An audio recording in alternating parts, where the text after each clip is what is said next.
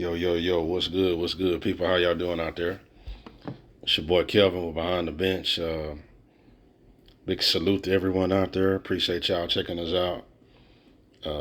Shout out to all the new subscribers that done came through and showed us love, man. Big salute to y'all. Big salute to y'all family, man. God bless. Shout out to the other guys in the group. JB, Rashad. Big shout out to Kobe Bryant Film Room. Y'all sub up to his page. And Big Dog Talk Sports. Y'all sub up to his page also as we continue to move and grow forward. And, as we do our thing. All right. So I want to talk about Joel Embiid and Karl Anthony Towns. As I'm sure everyone is aware, tonight, both of these gentlemen had, I think Joel Embiid, this was his career high tonight. He had 70 points.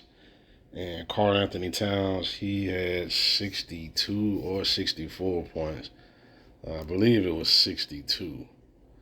Yeah, he had 62. Both was a career high for both guys tonight.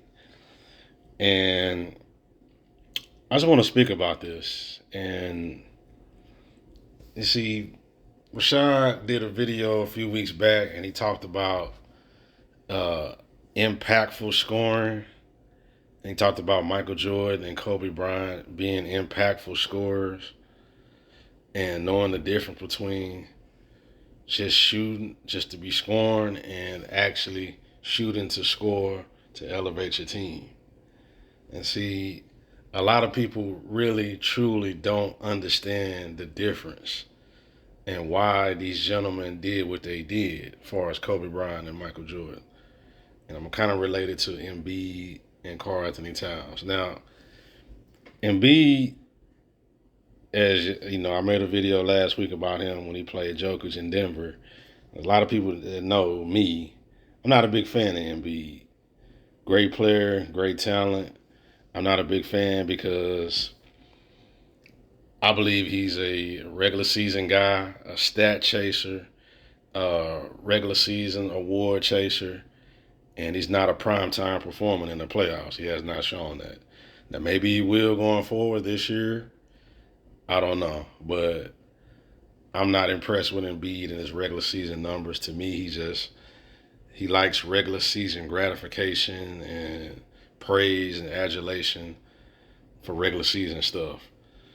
Karl Anthony Towns, he scored 62 points. He's never really been on a really, really great team. I think he's only made the playoffs a couple times. They have a really good team this year. I believe they have the best record in the West. So this is kind of his first year, if I'm not mistaken, that they have this good of a record and they have the talent to go far in the playoffs. So Joel Embiid, he scored 70 playing against the Spurs, one of the worst teams in the league. And they end up winning by 10 points. I think it was 133, 123. And to me, a lot of people, I know they're talking about it right now, whatever, but I'm not impressed. Him just putting up a bunch of points against a lowly little boy bad team like the Spurs, it really doesn't prove anything. Um, they have a really good team. They have a championship contending team. It was no real rhyme or reason for him to do that other than just chasing stats and chasing numbers against a bad team to get some glory and shine. Karl Anthony Towns, on the other hand, he also scored 62 points against one of the worst teams in the league, against Charlotte. And in his game, I just got through watching this game, they actually lost. Now, to me, Charlotte is not as bad as their record is. They've had some injuries. LaMelo Ball been out a lot or whatever, but they have a little bit more talent than the Spurs.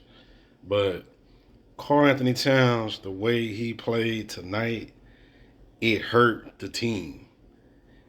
And hence the reason why they lost the game. I didn't watch all of the game, but I watched the second half. And starting the second half, the Timberwolves had a pretty big lead. They had an 18-point lead. But Karl Anthony Towns started rolling, and he had all these points.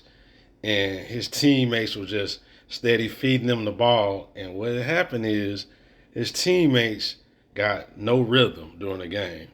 And so what happened? Charlotte started slowly taking the lead down, taking it down, going down to 12, going down to 10, going down to 8. And Karl Anthony Towns still chasing these numbers, still chasing these stats. And the lead is dwindling, dwindling, dwindling. And then come the fourth quarter, they're still throwing the ball to Karl Anthony Towns as he's chasing these numbers and these scoring stats or whatever. And his teammates are not really getting shots. They're out of rhythm. And next thing you know, they're in a close game. And so when you're in a close game, you need all of your teammates to have some kind of rhythm, in case your star player gets double teamed or whatever. You can pass it to one of your teammates and they can, knock down open shots. So he's steady shooting, steady scoring, 58 points, 60, 62. Meanwhile, his teammates are not touching the ball. And then, next thing you know, Charlotte has the lead. And what happens? Late in the game, they give the ball to Karl Anthony Towns. They double team. They give it to Anthony Edwards and some other teammates. They have no rhythm. They miss shots. They give it to Karl Anthony Towns again late in the game. They down by 2 points, I believe. He drives to the basket. Now, I did think he got fouled, but neither here nor there. They didn't call it, and they end up losing the game because of chasing stats, and it was no rhyme or reason for Karl Anthony Towns to be taking all these shots. I think let me look and see how many shots he took. He took 35 shots. There was no need to do that. And see what happened is Anthony Edwards, who's really the best player on their team, he was 3 for 11. He was out of rhythm. Jaden McDaniels, 3 for 9. His teammates were out of rhythm. And he needed his teammates to help him. But they got no shots because this dude here is hogging the ball. And Karl Anthony Towns is on a team that is good enough where he doesn't need to be taking all of these shots to win the game, especially against a team like the Charlotte Hornets. And see, they end up losing. And see, what I'm trying to say is, and I'm trying to parallel this to Michael Jordan and Kobe Bryant and impactful scoring and stuff like that. The reason why Michael Jordan and Kobe, when they were shooting a lot and scoring and stuff like that, it's because at that point of their careers, they were on bad teams. So it was necessary for them to shoot a lot and score to elevate the team for them to be competitive. I've been watching a lot of Michael Jordan stuff the last year or stuff, going back studying his teams from the early 80s, early to mid 80s, up until the late 80s. And, during this time period, this is when Michael Jordan was shooting and scoring the most. But as I'm watching and really studying these teams, the teams around him was not good. So all these 40, 50-point games and occasionally 60 and stuff like that, it was necessary for him to do that in order for his team to be competitive. He wasn't just out there chasing stats, just shot jacking just for glory and stats. He was actually out there trying to win. And his 40 and 50 and 35 and averaging 37 and the numbers and stuff, these gaudy numbers and stats that Michael Jordan had in the 80s before he started winning championships, it was necessary because the team around him was poor and his scoring elevated the team. In 1988, they won 50 games. 89, they got to the conference finals. One of the great carry jobs of all time. The supporting cast at that point in time wasn't good. And that's how his points and shooting and scoring elevated the team. It was necessary. Same thing with Kobe Bryant. In the mid 2000s, after Shaq left, when he was playing with lesser players and the team was not as talented, and he was doing all these great scoring numbers, averaging 44 a month, 50 during a week and stuff like that. And he averaged 81-point game and 62 and three quarters and stuff like that. All of that was necessary to elevate a very poor supporting cast to be somewhat competitive. And both of these gentlemen did that out of necessity, to win. I know this is the anniversary of Kobe when he scored his 81 points. If you go back and watch that game is on YouTube, you will see early in this game they were losing pretty big. I want to say they was down by almost 20. So Kobe had to carry a burden and score all these points for them to come back in the game, take the lead, and eventually win. That was the reason why he was doing a lot of shooting and scoring and stuff like that. It wasn't for stats and glory, for people to pat them on the back. It was to elevate a very poor supporting cast to be competitive. And see, tonight, Embiid, even though he won the game, it was not necessary for him to do that. His team is a championship level team, and they're playing one of the worst teams in the league. It was no reason for him to be shooting a bunch of shots.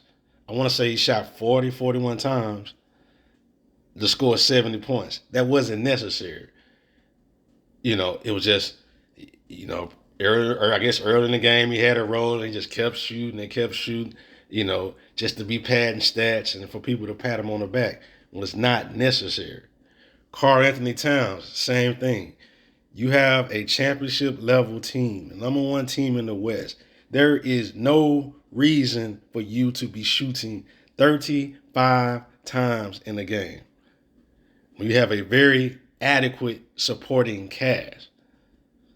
And then you end up losing because you shot your team out of the game and no one else is touching the ball, and your other star player, Anthony Edwards, is out of rhythm. He only took 11 shots. It is no reason. That is non-impactful scoring. They had a big lead and then they lost. He just scoring a bunch of points.